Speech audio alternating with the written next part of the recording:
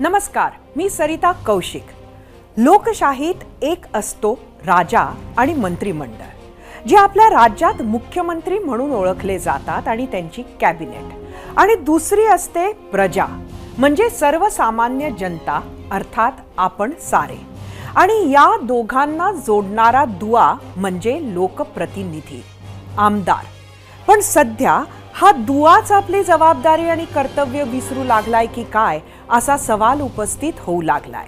आणि हा प्रश्न उपस्थित झालाय सांस्कृतिक नगरी पुण्यातील आज सकाळच्या घटनेनं। ससून रुग्णालयात एका विशेष वॉर्डचं उद्घाटन करण्यात आलं, उपमुख्यमंत्री अजित पवारांच्या हस्ते। एकीकडे स्टेजवर उद्घाटन निमित्त टाळ्या वाजत असताना तिकडे त्याच स्टेजवरून उतरणारे भाजप आमदार सुनील कांबळेंनी शिवाजी सरक नावाच्या पोलीस कर्मचाऱ्याच्या कानाखाली आवाज काढला। केवळ एवढ्यावरच आमदार साहेब थांबले असं नाही, तर त्यांनी कार्यक्रमाआधी राष्ट्रवादी अजित पवार गटाच्या वैद्यकीय कक्षाचे प्रदेशाध्यक्ष जितेंद्र सातव यांनाही मारहाण केल्याचं सांगण्यात येतंय। शिवाय त्यांनी जिल्हाधिकारी राजेश देशमुखांनाही सुनावल्याचं थेट कॅमेऱ्यात कैद झालं।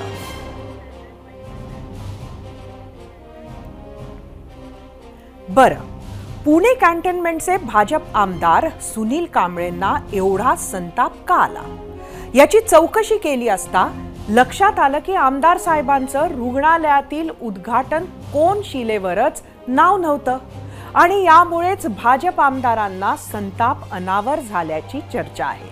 पण या सर्व घडामोडींनंतर मारहाण करणारे भाजप आमदार सुनील कांबळे मात्र तो मी नव्हेच च्या आविर्भावात वावरताना पाहायला मिळाले। पाहूयात। कोणाच्या कानाखाली नाही नाही, मी समोरून स्टेजवरून उतरत असताना तो आडवा आला।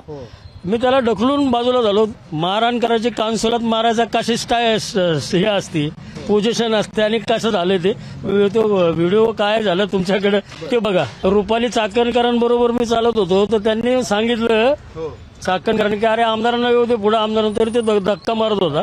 जे सिव्हिलवर पोलीस होते त्यांनी बाजूला वाढला आणि खाली त्यांच्या जिन्यात काय झालं मला नेमकं, मी कार्यक्रमात निघून गेलो मागे। तुम्ही कोणालाच मारलं नाही, राग प्रशासनावर काढायचा होता तो कलेक्टरांशी बोललो, कलेक्टरांनी माझं समाधान केलं। कौन्सिलवर स्थानिक लोकप्रतिनिधींचं नाव का नाही टाकलं गेलं ह्याची योग्य ती चौकशी करून जो दोषी असेल त्याच्यावर योग्य ती कारवाई करेल। सबलांनी दुर्बलांना चेपावे, दडपावे ही आपली समाज व्यवस्था आहे का?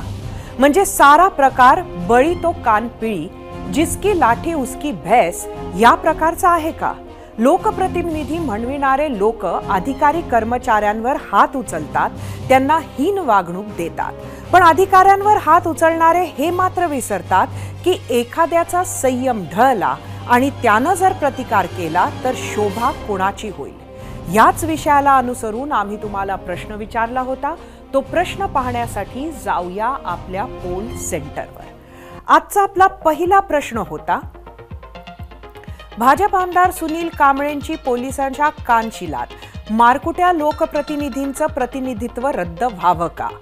तुम्हाला सांगायचं होतं होय किंवा नाही। ससून रुग्णालयाकडून आयोजित कार्यक्रमाला उपमुख्यमंत्री अजित पवार गटाचे प्रदेशाध्यक्ष सुनील तटकरे, हसन मुश्रीफांसह काँग्रेस आमदार रवींद्र धंगेकरही उपस्थित होते। उपमुख्यमंत्री अजित पवारांसमोर राष्ट्रवादी पदाधिकारी आणि पोलीस कर्मचाऱ्याला सुनील कांबळेंनी मारहाण केली, त्यामुळे त्यांच्या अडचणी वाढणार का अशी चर्चा राजकीय वर्तुळात सुरू आहे। सुनील कांबळे वादात अडकण्याची पहिली वेळ नाही। याआधी पुणे महानगरपालिकेच्या एका वरिष्ठ महिला अधिकारी सुष्मिता शिर्केंना शिवीगाळ केल्याची कथित ऑडिओ क्लिपही व्हायरल झाली होती।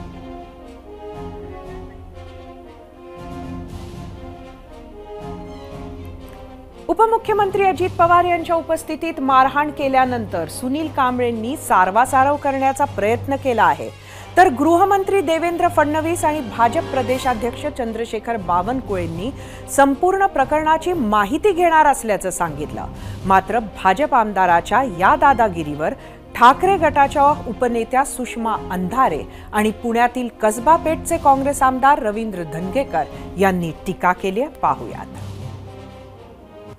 भाजपचे आमदार असतील तर त्यांनी खुशाल अधिकाऱ्यांना मारहाण करावी, हातपाय तोडावेत, पत्रकारांना जीवे मारण्याच्या धमक्या द्याव्यात, महिला अधिकाऱ्यांशी अभद्र भाषा वापरावी आणि त्यांच्या जवळचे काही चाटुकारी करणारे अधिकारी असतील तर अशा अधिकाऱ्यांच्या मुलांनी दुसऱ्यांच्या लेकी बाळींना वाहनाखाली चिरडावे आणि त्यांना गृह खाते मात्र काहीही करणार नाही. ही सध्याची भाजप शासित या सरकारची तऱ्हा आहे. कौन्सिलवर नाव नव्हतं आणि त्यामुळे त्यांची चिडचिड झाली. त्यांनी अधिकाऱ्यांना बी शिवीगाळ केली. हे भाजपच्या संस्कृतीमध्ये बसत नाही. पण आता सत्ता त्यांची आहे देशामध्ये, राज्यामध्ये, शहरामध्ये. एक तर राष्ट्रवादीला त्यांनी पोटात घेतलेलं आहे. काही चुका प्रशासनाच्या झाल्या असतील पण त्याला मारहाणीने उत्तर होत नाही. आता सत्ताधारी आमदारांनी असं कृत्य केलं त्यामुळे विरोधकांना आयतीच संधी मिळाली आणि राजकारण सुरू झालं. आता पुढचे 2-3 दिवस हेच राजकारण सुरू राहील. मात्र एखाद्या पक्षाच्या आमदाराकडून झालेली मारहाण ही काही पहिलीच घटना नाहीये. या आधीही अशा अनेक घटना घडल्यात. शिंदे सरकार सत्तेत आल्यापासूनच्या अशाच काही घटनांचा आढावा घेणारा हा रिपोर्ट पाहूयात.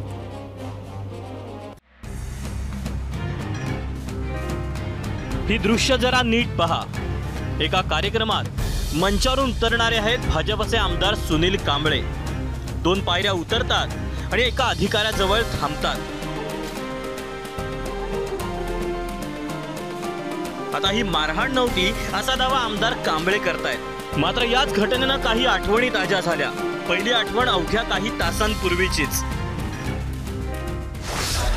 पोलीसवाले त्यांना लाठीचार्ज करा, पाठीमागच्या लोकांना इतका मारा का त्यांची हड्डी तुटून जाईल. मारा त्यांना.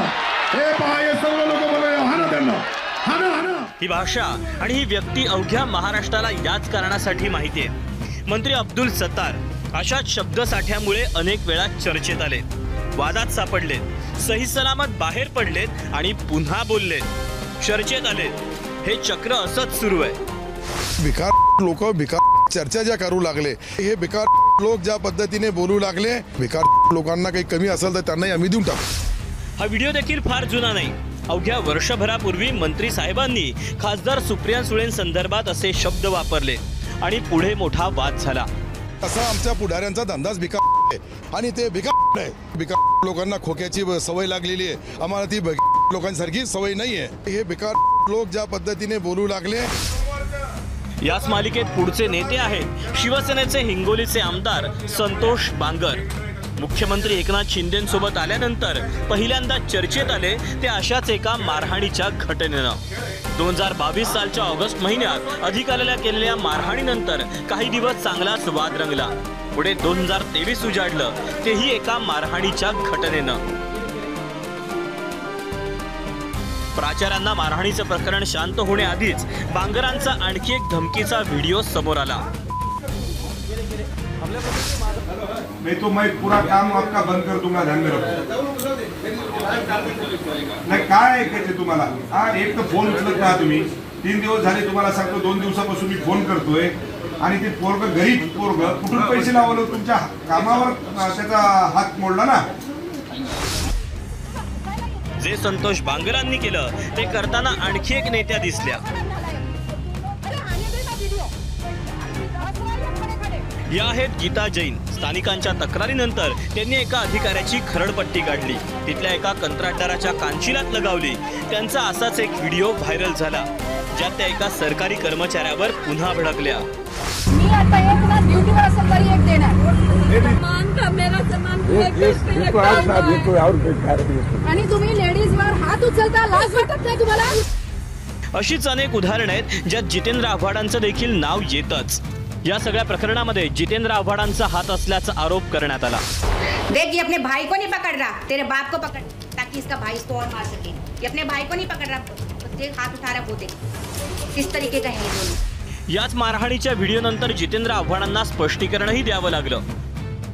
तुम्ही कोणाचाही नग्न फोटो टाकायचा, वाटेल ते करायचं आणि मग कांगावा करायचा, मला मारलं, मला मारलं, मला मारलं. या आम्हाला पुरी बाळी, आम्हाला काही घरदार नाही आहे का? माझा प्रश्न आहे राज्यकर्त्यांना की मुख्यमंत्र्यांचा असा नग्न फोटो टाकला तर महाराष्ट्रात काय रिॲक्शन येईल? हे कमी म्हणून की काय, चित्रपटगृहातील राड्या प्रकरणी आव्हाडांनी नव्या वादाला आमंत्रण दिलं.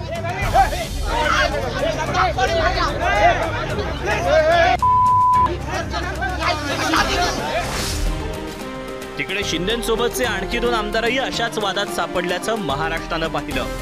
अपहरण आणि मारहाण प्रकरणात आमदार प्रकाश सुर्वे तर गोळीबार प्रकरणात सदा सरवणकर वादात सापडले. खिशातले पिस्तूल काढले सदा सरवणकरने, खिशातून पिस्तूल काढले तर काहीतरी काढली. कधी धमकी, कधी मारहाण, कधी शिवीगाळ, कधी शाईफेक. ज्याला सत्तेचा माज म्हणावा की अजून काही, हे जणू काही नेते मंडळींसाठीच नित्याचं झालंय. पण असं नेमकं काय घडतं की ही नेते मंडळी इतक्या टोकाचं पाऊल उचलतात? जनतेच्या कामासाठी आक्रमक होणं हे एक कारण दिलं जातं, पण हे कारण मान्य का करावं? आपल्या चपला झिजवून हजारो खेटे घालणाऱ्या सामान्य नागरिकांनी आपलं काम होत नाही म्हणून हेच केलं तर? टीम 0वर एबीपी माझा. समता, स्वातंत्र्य, बंधुभाव, प्रेम, कायद्यासमोर सारेजण समान वगैरेची भाषा ही फक्त तोंडी लावण्यापुरती असते. जो बलदंड आहे, पुंडशाहीत माहीर आहे, त्याने दुर्बलांवर अत्याचार करणे हे आपले खरे समाज जीवन आहे. बलदंडासाठी वेगळा कायदा असतो तर दुर्बलांसाठी वेगळाच नियम असतो. म्हणून तर सेलिब्रिटी म्हणविणाऱ्यांना कर सवलती वगैरे मिळतात आणि बड्यांच्या मोटारीखाली गरीब चिरडले गेले तरी गुन्हा काही सिद्ध होत नाही. तात्पर्य, सर्वत्र बलदंडाचे ठगेगिरी करणाऱ्यांचे राज्य आहे. अन्याय करण्यापेक्षा अन्याय सहन करणारा अधिक दोषी असतो असे डॉक्टर बाबासाहेब आंबेडकर सांगायचे. आजही ज्या पोलीस कर्मचाऱ्यावर हात उगारला गेला, ज्या जिल्हाधिकाऱ्याला आमदारांनी सुनावले किंवा ज्या राष्ट्रवादीच्या पदाधिकाऱ्याला मारहाण झाल्याचं सांगण्यात येतंय, त्यांनीही घटनेची तक्रार करणं आवश्यक होतं. पण त्यांनीही याबाबत गप्प राहणंच पसंत केलंय. पण याच ठिकाणी जर एखादी तुमच्या आमच्यासारखी सर्वसामान्य व्यक्ती असती तर कायदा पाळणाऱ्यांनी क्षणाचाही विलंब न करता त्या सामान्याला थेट कोठडीत डांबलं असतं. बरं, ही मंडळी बोलली नाहीत तर नाही, पण कार्यक्रमात खुद्द अजित पवार, सुनील तटकरे होते. भाजप नेत्यांना प्रश्न विचारले, कोणी निषेधाचा चकार शब्दही उच्चारायला तयार नाही. हाच कारनामा जर विरोधी पक्षाच्या आमदारानं केला असता तर चित्र उलटं दिसलं असतं.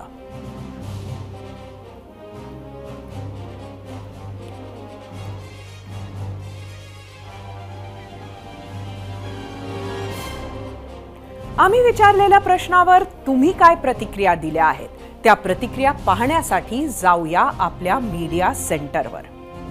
आजचा आपला प्रश्न तुम्हाला परत सांगते. भाजप आमदार सुनील कांबळेंची पोलिसांच्या कानशिलात, मारकुट्या लोकप्रतिनिधींचं प्रतिनिधित्व रद्द करावं का? सोशल मीडियावर काय प्रतिक्रिया आल्यात बघूयात. एक्स वरून दयानंद गौडगाव, कोणत्याही सत्ताधाऱ्यांकडून असे कृत्य वारंवार घडतात. पोलीस कर्मचाऱ्यांवर हात उचलणे गुन्हाच आहे. यासाठी कडक कायदे अंमलात आणणे गरजेचे आहे. एक्स वरून प्रभाकर आपणकर, अशा नेत्यांची आमदारकी रद्द करण्यात आली पाहिजे. कायदेशीर कारवाई करून जेलमध्ये टाकलं पाहिजे. फेसबुकवरून भूषण गोसावी, अशा नेत्यांमुळे महाराष्ट्राच्या संस्कृतीला डाग लागतोय. फेसबुकवरून मच्छिंद्र कदम, सरकारी कर्मचाऱ्यांवर हात उचलणे गुन्हा असून त्यांना शिक्षा होणे गरजेचे आहे.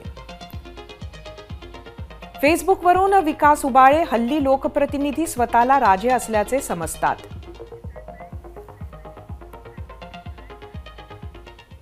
लोकप्रतिनिधींच्या या बेताल वर्तणुकीबाबत बोलण्यासाठी आज 0 आवरमध्ये उपस्थित आहेत शिवसेना उबाठा गटाच्या उपनेत्या सुषमा अंधारे. जाऊया आपल्या गेस्ट सेंटरला.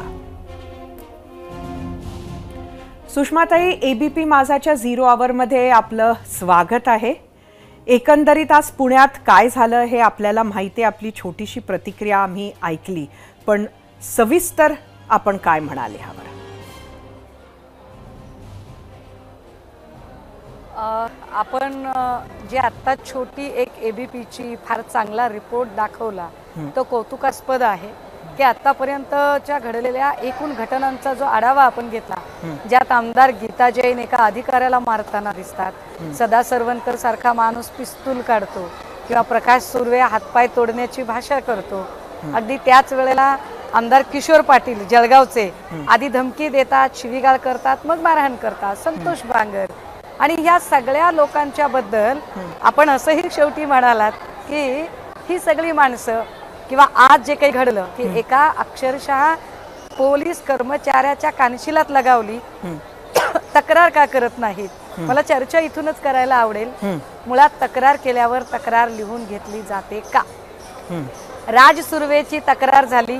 राज सुर्वे पोलिसांच्या आणि सेलिब्रिटींच्या आणि राजकीय नेत्यांच्या गराड्यात सगळीकडे दिसत होता, गरबा दहीहंडीत दिसत होता, पण तो अटक अजिबात त्याला होत नव्हती. हे किती विशेष आहे.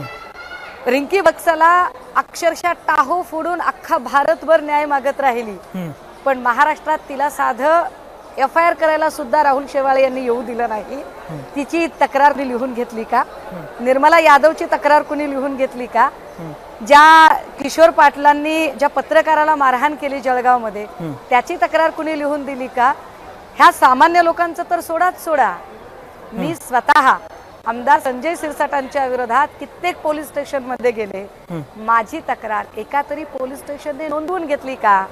सरिताताई, याचा अर्थ असा आहे की सध्या शिंदे, फडणवीस, पवार यांच्या सानिध्यातलं हे जे एकूण सरकार आहे, या सरकारच्या लोकप्रतिनिधींना लोकांवर हात उचलण्याचा, मारहाण करण्याचा, शिवीगाळ करण्याचा, जीवे मारण्याची धमकी देण्याचा यांना जणू परवाना मिळाला आहे.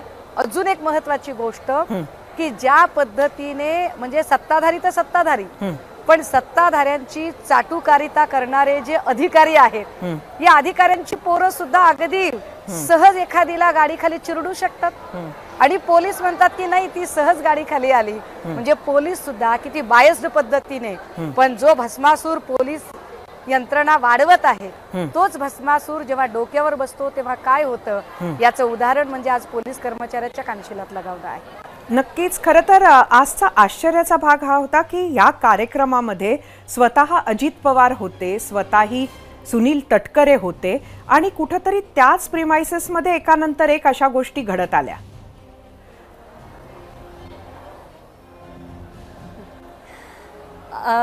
आपण म्हणताय की त्यांच्या उपस्थितीमध्ये ही घटना घडली. मी त्याच्यापेक्षा अजून आश्चर्यकारक की स्वतः म्हणजे मंत्र्यांच्या उपस्थितीत घटना घडली हा एक भाग. अरे पण मंत्रीच शिवीगाळ करतो तेव्हा काय करावे?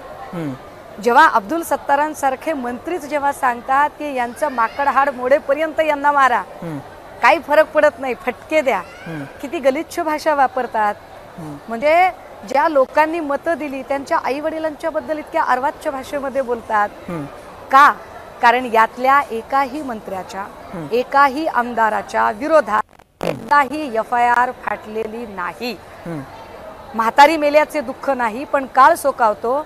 सरिताताई, ABP माझाच्या माध्यमातून माझी दोन्ही हात तिसरं मस्तक जोडून सन्माननीय उपमुख्यमंत्री तथा राज्याचे गृहमंत्री देवेंद्र फडणवीस साहेबांना विनंती असेल की देवेंद्र भाऊ आता तरी हा नंगानाच थांबवा.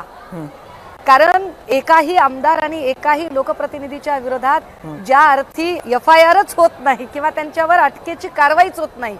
जर आता या ज्या सुनील कांबळेंचा विषय चाललेला आहे, सुनील कांबळेंनी एकदा महिलेला अर्वाच्य गलिच्छ शिवीगाळ केली, एकदा बिबेवाडीच्या एका अधिकाऱ्याला अक्षरशः पाण्याच्या टाकीवर मारहाण केली. आनंद नगरचा एरिया आहे पुण्यामधला, या आनंद नगरच्या एरियामध्ये एका बिल्डरशी संगनमत करत बिल्डरचं फायदा करून देण्यासाठी म्हणून झोपडपट्टीतल्या रहिवाशांना त्यांनी मारहाण केली.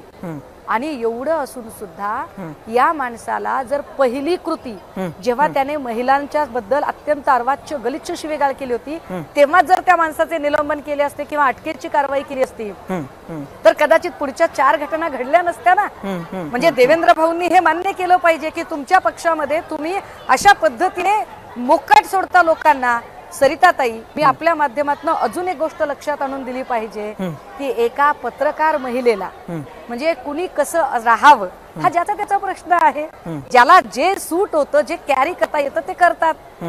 एका वाहिनीच्या पत्रकार महिलेला तू टिकली लावत नाहीस म्हणून अगदी 100-150 लोकांमध्ये जेव्हा संभाजी भिडे उर्फ मनोहर कुलकर्णी फटकारतात, बोलतात, काय हीच छाती, हीच हिंमत संभाजी भिडेंची होऊ शकते का की जर अमृता वहिनीने टिकली नाही लावली तेव्हा ते अमृता वहिनींना असे फटकारू शकतात का की सर्वसामान्य पत्रकार आहे म्हणून तिच्याबद्दल ते कसेही वागतील?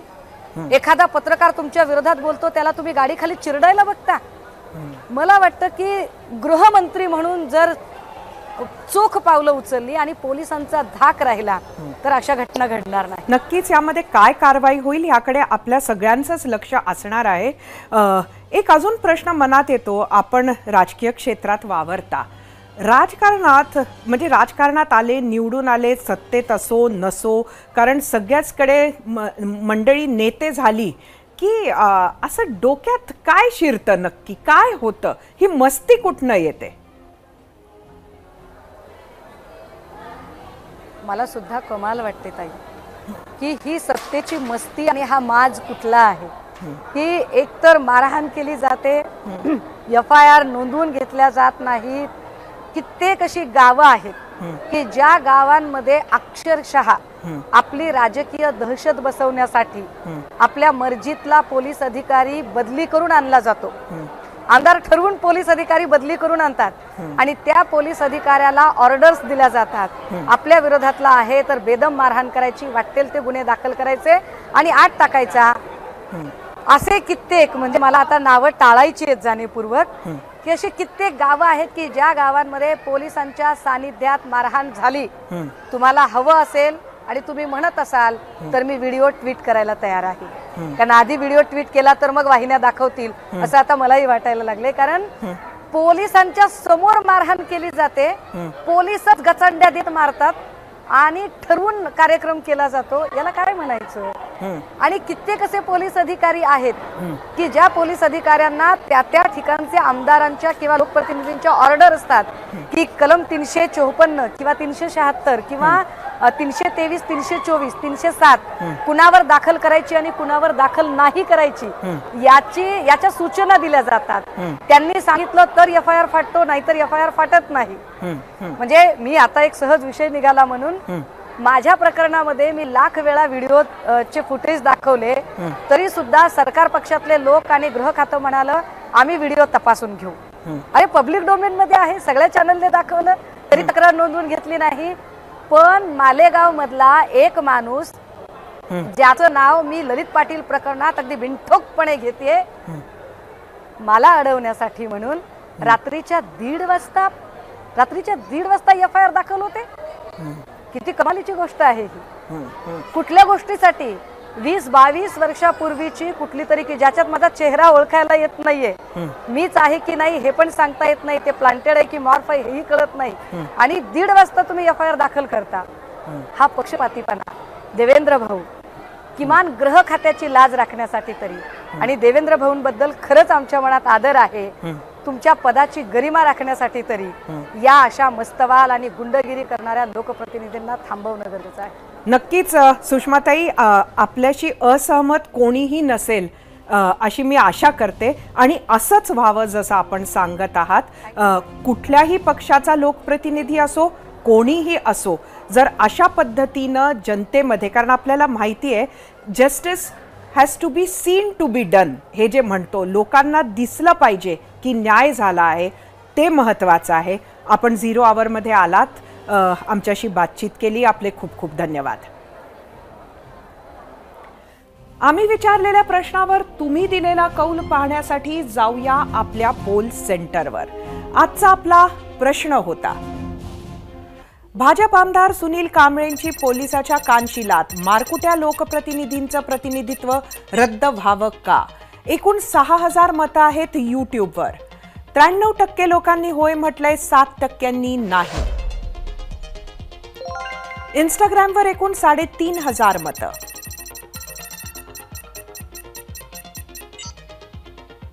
81% लोकांनी होय म्हटलं, 19% नाही. फेसबुकवर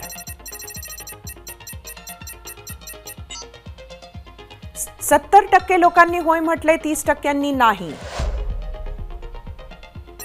एक्सवर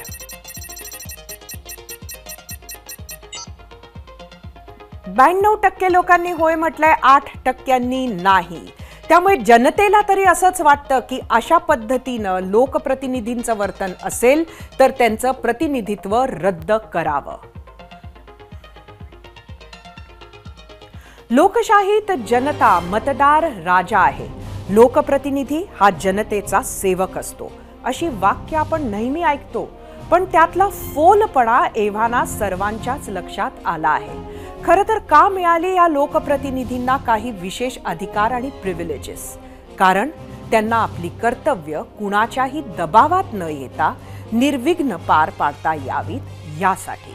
मात्र आपल्या लोकप्रतिनिधींनी फक्त विशेष अधिकार घेतले, त्याच्या सोबत येणाऱ्या जबाबदाऱ्या घ्यायचं, लोकप्रतिनिधी म्हणून आपलं वागणं बोलणं कसं असावं याचे बेसिक्स घ्यायचे, हे मात्र आपले काही लोकप्रतिनिधी ठार विसरले. ते स्वतःला प्रिव्हिलेज्ड, इतरांपेक्षा वेगळे समजू लागले. प्रिव्हिलेजला चिलखत कवच कुंडल समजू लागले. त्यातूनच आजच्या हाणामारी किंवा शिवीगाळ करण्यासारखे प्रकार घडू वाढू लागले. जनहितासाठी लोकप्रतिनिधी आक्रमक झाले तरी एक वेळ आपण समजू शकतो, पण स्वतःच्या इगोसाठी आपण राजे आहोत, विशेष आहोत, वेगळे आहोत या भावनेतून असे प्रकार वाढत असतील तर जनता धडा शिकवते हे विसरून चालणार नाही. आता चर्चा रामनगरी अयोध्येची आणि त्याच्याशी जोडलेल्या एका राजकीय टार्गेटची आणि गुजरातच्या एका तरुणानं अनेक वर्षाआधी केलेल्या संकल्पाची. राजकीय भारताच्या इतिहासात सर्वात महत्त्वाच्या गोष्टींपैकी एक गोष्ट म्हणजे राम मंदिर. आणि हे भव्य राम मंदिर आज पूर्णत्वास आलंय. जगभरातील राम भक्तांची 500 वर्षांची प्रतीक्षा संपतेय.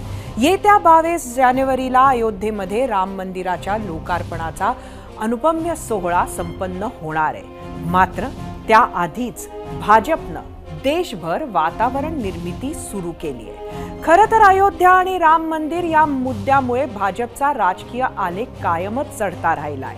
हेच ओळखून येत्या निवडणुकांच्या पार्श्वभूमीवर भाजपनं अयोध्या वारीच्या नियोजनाची भव्य रणनीती आखली आहे. त्यासाठी प्रत्येक खासदार आणि आमदारांना भाविकांना अयोध्येत आणण्यासाठी टार्गेट देण्यात आलंय.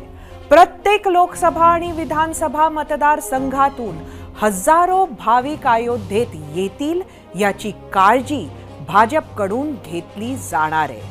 त्यासाठी वाहनांच्या तसेच रेल्वे बुकिंग करण्याच्या सूचनाही देण्यात आल्याचं समजतंय. नेमके कोणते टार्गेट्स आहेत भाजपच्या आमदार आणि खासदारांना हे आपण पाहणार आहोतच.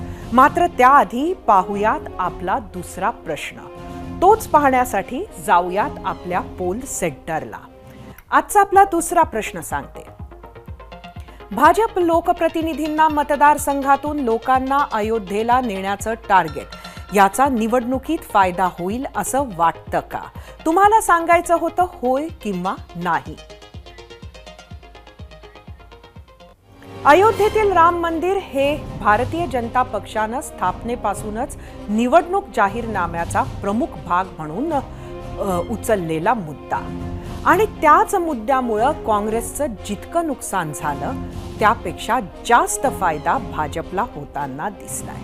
आणि आता जेव्हा हे भव्य मंदिर पूर्ण होतंय त्यामुळे याचा थेट फायदा पक्षाला व्हावा यासाठी भाजपनं मिशन अयोध्येची तयारी सुरू केली आहे.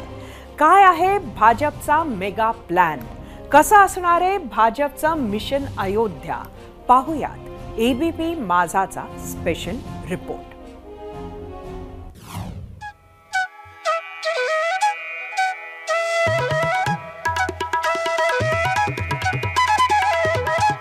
मंदिर सज्ज, नगरी सज्ज आणि आता उरली आहे प्रतीक्षा अवघ्या काही दिवसांची.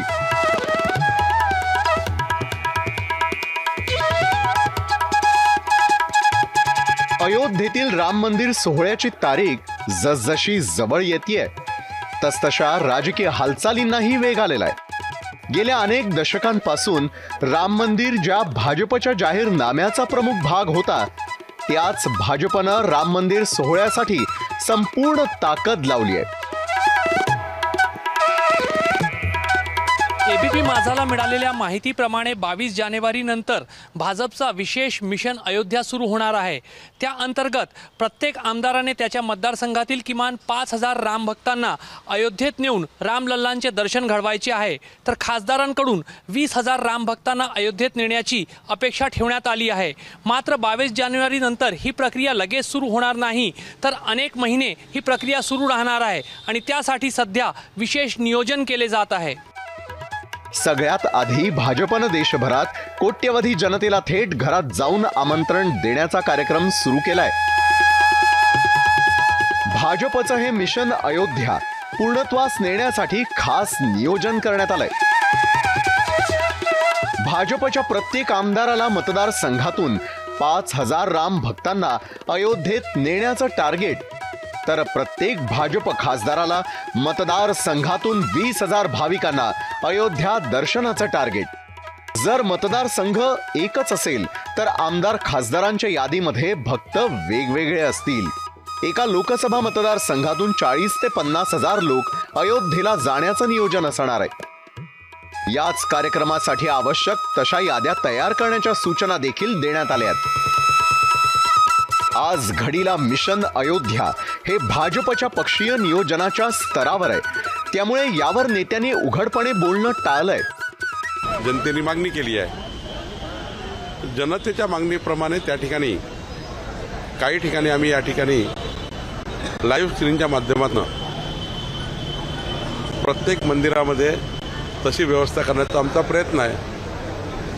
काही लोक स्वतःहूनच करणार आहे, काही सामाजिक संघटना करणार आहे, काही सेवाभावी संघटना करणार आहे, काही मंदिराचा ट्रस्ट करणार आहे आणि त्यामुळं आपापल्या पद्धतीने हे होणार आहे. जानेवाल्याची संख्या तर फार मोठ्या प्रमाणात राहणार आहे आणि आम्ही आता हे बी मागणी करणार आहोत का नागपुरातून डायरेक्ट अयोध्या ट्रेन नागपुरातून सुटेल, कारण देशाचे मध्यस्थान नागपूर आहे आणि महाराष्ट्राची उपराजधानी नागपूर असल्यामुळे नागपुरातून डायरेक्ट अयोध्या ट्रेन या ठिकाणी जावं अशा प्रकारची मागणी भी आम्ही करणार आहोत. कई लोग हमारे पास आ रहे हैं तो हम उनको सहायता कर रहे हैं कि आप किस प्रकार जाए, किस प्रकार नहीं जाए यहाँ पर में, क्योंकि पूरा देश वहाँ जाना चाहता है, अपने राम जी के दर्शन करना चाहता है. तो किस प्रकार जाए, वहाँ पे गाड़ी है, ट्रेनें हैं, किस प्रकार आप रिजर्वेशन करें, कहाँ से जाए, हम उनको सहायता कर रहे हैं. बरं, हे सगळं नियोजन काही 22 जानेवारीच्या सोहळ्यासाठी नाहीये, तर सोहळा झाल्यानंतरही हा कार्यक्रम सुरूच राहणार आहे. प्रभू श्रीरामाच्या प्राणप्रतिष्ठेनंतर प्रत्येक मतदारसंघातून भक्तांची अयोध्या वारी सुरू होणार. अयोध्येमध्ये भक्तांसाठी निवास, भोजन, प्रत्यक्ष मंदिरामध्ये जाऊन दर्शन अशी व्यवस्था केली जाणार. यासाठी पक्षाच्या विशिष्ट पदाधिकाऱ्यांना जबाबदारी सोपवण्यात आली आहे. अयोध्येमध्ये राम मंदिरासाठी विश्व हिंदू परिषद, बजरंग दल, राष्ट्रीय स्वयंसेवक संघासह अनेक भाजप नेत्यांनी प्रयत्न केले होते. 25 सप्टेंबर 1990 रोजी लालकृष्ण अडवाणींची रथयात्रा सुरू झाली. सोमनाथ पासून अयोध्येच्या दिशेनं ही यात्रा निघाली.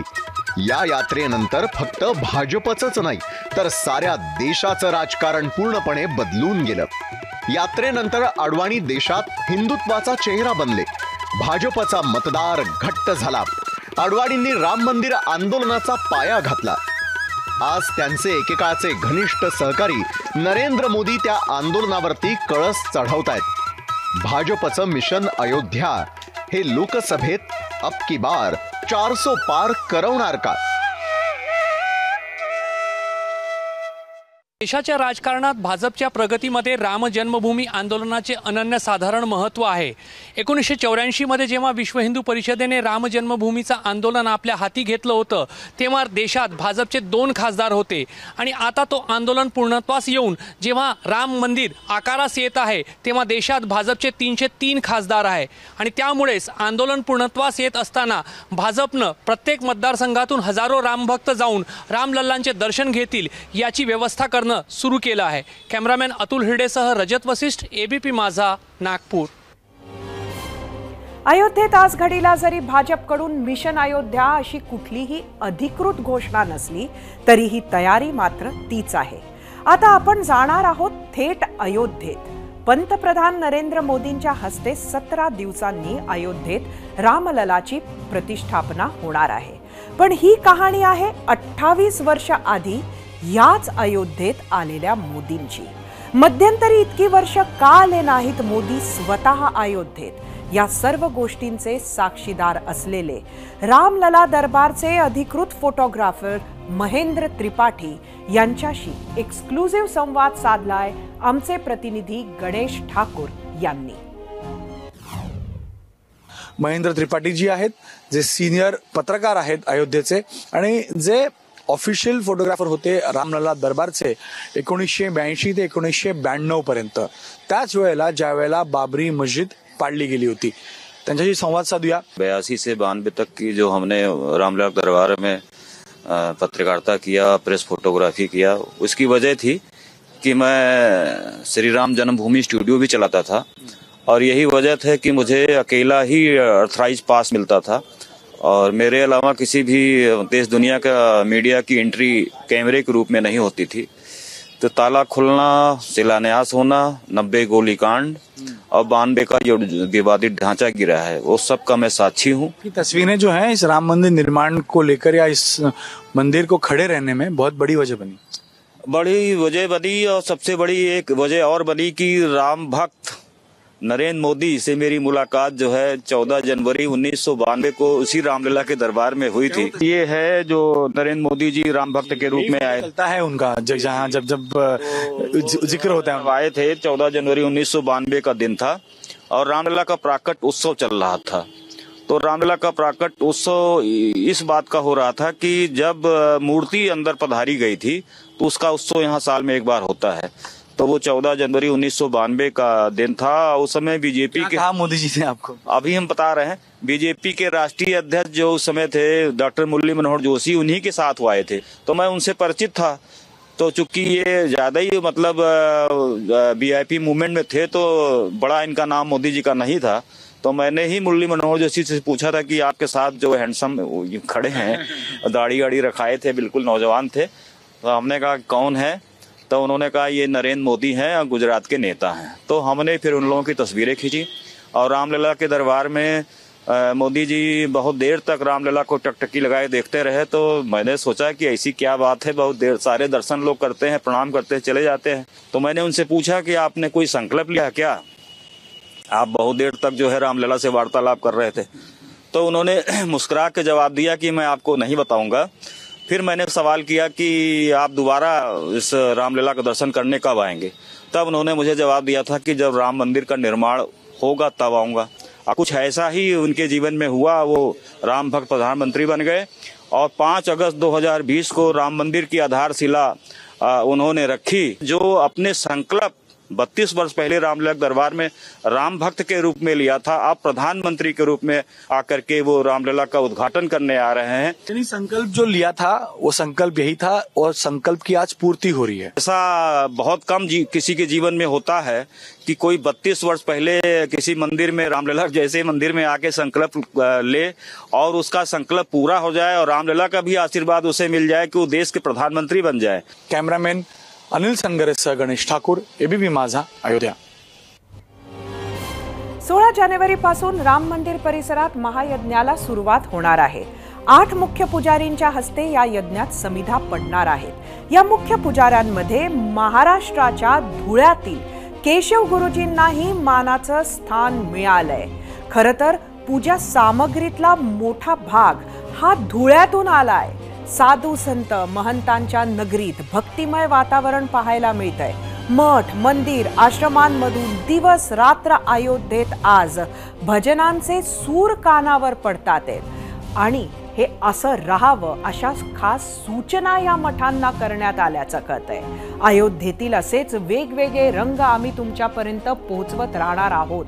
आताच आपण पाहिल्याप्रमाणे भाजपच्या मिशन अयोध्येवर सर्वसामान्यांना काय वाटतंय हेच जाणून घेण्यासाठी आपण जाऊयात आपल्या मीडिया सेंटरला. आजचा आपला प्रश्न सांगते, भाजप लोकप्रतिनिधींना मतदारसंघातून लोकांना अयोध्येला नेण्याचं टार्गेट आहे. याचा निवडणुकीत फायदा होईल असं वाटतं का?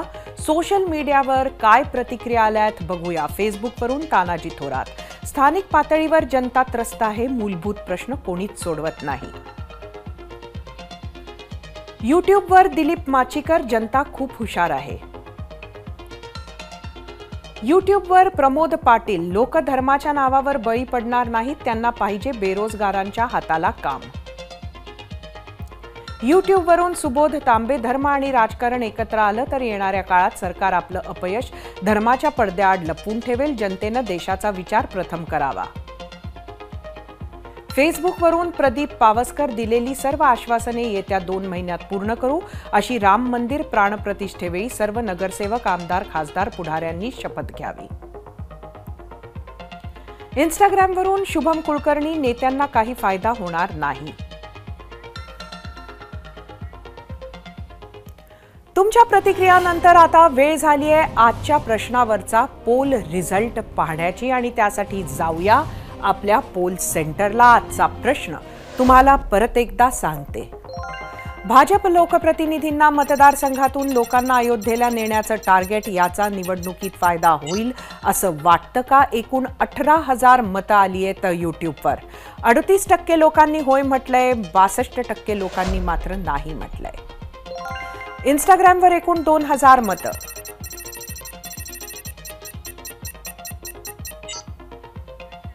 78% लोकांनी होय म्हटलंय, 22% नाही. फेसबुकवर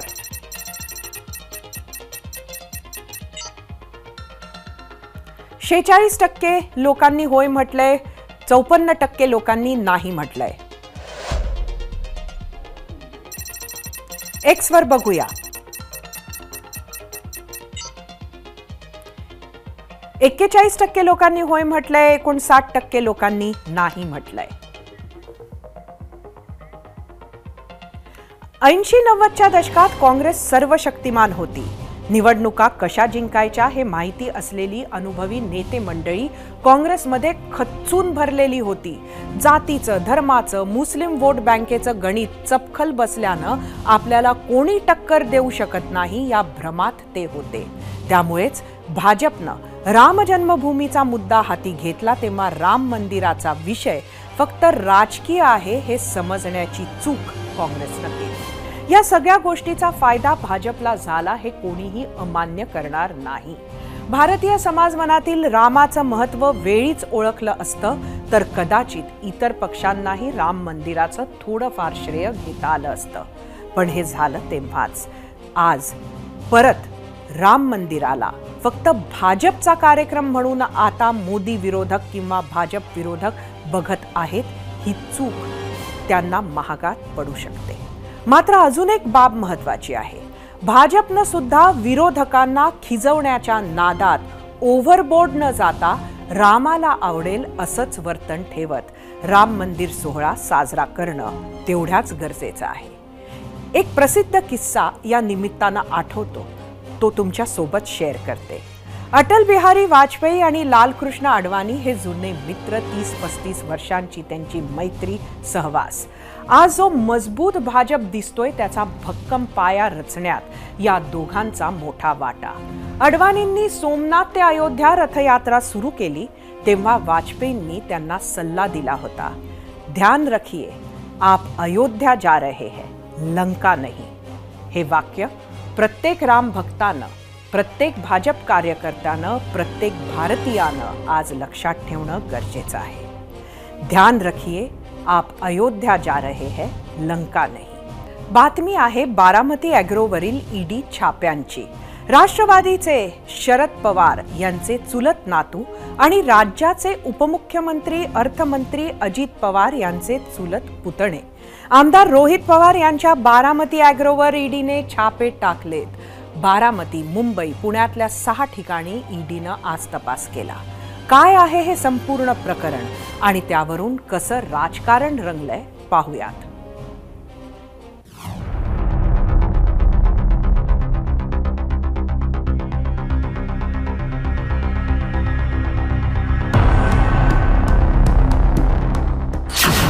आमदार रोहित पवारांच्या अडचणीत वाढ. बारामती ॲग्रोच्या 6 ऑफिसेसवर ईडीचे छापे. महाराष्ट्र राज्य सहकारी बँक घोटाळा प्रकरणी छापेमारी. मुंबई, पुणे आणि बारामती या शहरात 6 ठिकाणी बारामती ॲग्रोच्या कार्यालयांवर छापे मारण्यात आले. सकाळी 8 वाजल्यापासून ही कारवाई सुरू झाली. हेच जे बारामती तालुक्यातील पिंपळे येथील बारामती ॲग्रोचं कार्यालय आणि सकाळी 8 ते 8:30च्या दरम्यान या ठिकाणी 5 ते 6 अधिकारी आले आणि तेव्हापासून जी आहे ती कागदपत्रांची आतमध्ये छाननी सुरू आहे. आता आपण पुण्यातील हडपसर परिसरातील बारामती ॲग्रो या कंपनीच्या या कार्यालयात आहोत आणि इथं देखील जवळपास 6 ईडीचे अधिकारी आतमध्ये कारवाई करतायत. महाराष्ट्र शिखर बँक प्रकरणात जी मनी लॉन्ड्रिंग झालेली आहे त्या प्रकरणी ईडीची ही सगळी छापेमारी सुरू आहे. औरंगाबादमधील कन्नड सहकारी साखर कारखान्यानं राज्य सहकारी मध्यवर्ती बँकेकडून 2012 मध्ये 50 कोटी रुपयांचं कर्ज घेतलं होतं. कालांतरानं या कारखान्याचा लिलाव करण्यात आला. हा कारखाना बारामती ॲग्रो कंपनीनं खरेदी केला. बारामती ॲग्रो बरोबरच hi-tech engineering corporation of India limited आणि अन्य एका कंपनीनं लिलाव प्रक्रियेत भाग घेतला होता. बारामती ॲग्रो कंपनीनं 25 ऑगस्ट 2022ला हायटेक इंजिनिअरिंगला 5 कोटी रुपये दिले होते. त्यानंतर 2 दिवसांनी हायटेक इंजिनिअरिंगनं लिलावात भाग घेतला असं बँक खात्याच्या छाननीत आढळून आलं. बारामती ॲग्रो रोहित पवारांनी चीटिंग करून कन्नड सहकारी साखर कारखाना ज्याचा 250 ते 300 कोटी रुपये तो व्हॅल्युएशन हे फक्त 50 कोटी रुपये ढापलं. कन्नड सहकारी साखर कारखाना त्याचं डिफॉल्ट झालं आणि तो कारखाना एकदम स्वस्तात रोहित पवार यांचा बारामती ॲग्रोनी घेतला आहे. याच्यावर व्यवस्थित चौकशी व्हायला हवी. रोहित पवारांना हिसाब तो देना पडेगा. रामावरून काल रोहित पवार आणि आव्हाड यांची जुगलबंदी रंगली होती. मात्र आज आव्हाड रोहित पवारांच्या समर्थनार्थ मैदानात उतरले. पवार साहेबांच्या सोबत निष्ठेने आणि ताकदीने उभं राहण्याचं हे फळ आहे. वाईट याचंच वाटतं की यात आपलेच घरभेदी सहकारी सामील आहेत. मला विश्वास आहे रोहित या सर्व दबाव तंत्राला बळी पडणारच नाहीत, उलट अजून ताबून सुलाखून बाहेर पडतील. हे काय पहिल्यांदा आमच्यावर हे होत नाहीये. आमच्या घरातले सगळ्यात मोठे बंधू राजेंद्र पवार यांची ही जी कंपनी आहे त्याच्यावर आज रेड झाली आहे. जवळपास 90-95% ह्या ज्या रेड्स होतात तेव्हा हा ईडी म्हणजे आईस इन्कम टॅक्स, सीबीआय आणि ईडी हे जे होतं ते विरोधी पक्षावर होतं. हे मी म्हणत नाहीये, तुमचे सगळे चॅनल्स वर्तमानपत्र म्हणतात. ते काय आता वॉशिंग मशीन नव्यानं सुरू करायचा प्रयोग निवडणुकीच्या तोंडावर सुरू केला दिसतो. पण आता जो त्या मशीनमध्ये जाईल तो शुद्ध होऊन बाहेर जाईल, नाही जाईल तर ईडी कारवाईला सामोरं जाईल. आज आपण देशभर ही सगळी स्वच्छता मोहीम त्या ठिकाणी चाललेली आहे याची आपल्या सर्वांना कल्पना आहे आणि त्यामुळे कुठे राजकीय आकाशातून केलं यातून केलं मला वाटतं असे गैरसमज पसरता कामा नये. तुम्ही काही केलं नसेल तर तुम्हाला घाबरण्याचं अजिबात त्या ठिकाणी कारण नाही मला असं वाटतंय. हे सगळे विनाकारण शहीद होण्याचे प्रकार आहेत, स्वतःला घोषित करण्याचे.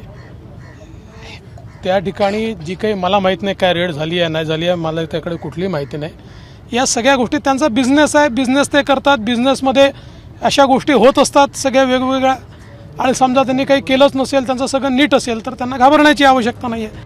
याआधी 27 सप्टेंबरला बारामती ॲग्रोचे 2 प्लांट बंद करण्याचे आदेश महाराष्ट्र प्रदूषण नियंत्रण मंडळाने दिले होते. मात्र हायकोर्टाने हे आदेश रद्द करत रोहित पवारांना दिलासा दिला होता. त्यानंतर युवा संघर्ष यात्रा काढत रोहित पवारांनी सरकारला वेळोवेळी धारेवर धरलं. आता महाराष्ट्र राज्य सहकारी बँक घोटाळा प्रकरणात बारामती ॲग्रोवर ईडीची छापेमारी झाल्यानं सरकारनं रोहित पवारांना पुन्हा नवा चेक दिल्याचं मानलं जात आहे. ब्युरो रिपोर्ट, एबीपी माझा.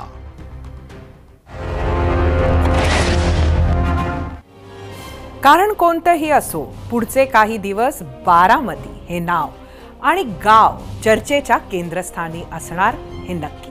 या बातमीसोबतच 0 आवरमध्ये आज आपण इथेच थांबूयात. महाराष्ट्रातील महत्त्वाचे विषय घेऊन जनहिताच्या चर्चेसाठी आपण परत सोमवारी भेटूयात. तोवर पाहत रहा एबीपी माझा.